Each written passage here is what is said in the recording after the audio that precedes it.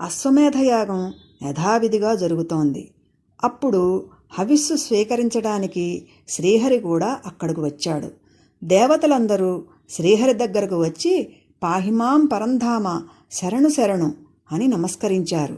శ్రీహరి చిరునవ్వుతో వారిని చూసి దేవతా ప్రముఖుల ఆవేదనకు కారణమేమి అని ప్రశ్నించాడు. ఆదిదేవ, తమకు తెలియనిదేమున్నది? ధరాతలంపై ఆర్షధర్మానికి ఆపద వాటిల్లింది. అధర్మం 1000 పడగలతో విశ్వరూపం దాల్చి విలయతాండవం చేస్తోంది. యజ్ఞయాగాలు ధ్వంసమవుతున్నాయి.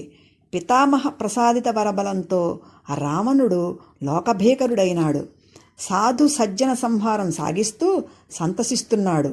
విరూపాక్ష కృపాకటాక్షలబ్ధమైన వరగర్వంతో మదాంధుడై మానవులను అవమానిస్తున్నాడు అని దేవతలందరూ దీనవదనులై ప్రార్థిస్తోంటే శ్రీహరి వారికి అభయమిచ్చి అఖండ తపశ్శక్తి సంపన్నుడు, నిఖిల శస్త్రాస్త్ర కోవిదుడు, సకల భువన శత్రుంజయుడు అయిన రావణుడు అహంకారంతో ఇంద్రియవశవర్తి అయి తన పతనానికి తనే చేరువవుతున్నాడు.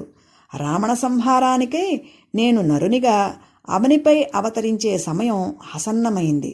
ఈ రావణ మారణకాండలో భాగంగా మీరు మీ అంశలతో వానరవీరులను ప్రభవింపజేయండి.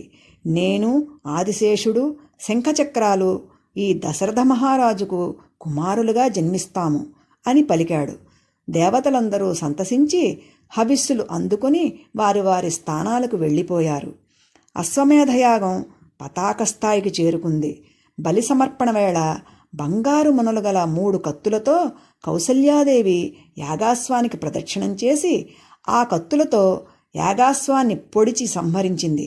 అనంతరం కౌసల్యాదేవి ధర్మసిద్ధికై స్థిరచిత్తంతో ఆ రోజు రాత్రి మరణించిన అశ్వానికి సమీపంలో గడిపింది.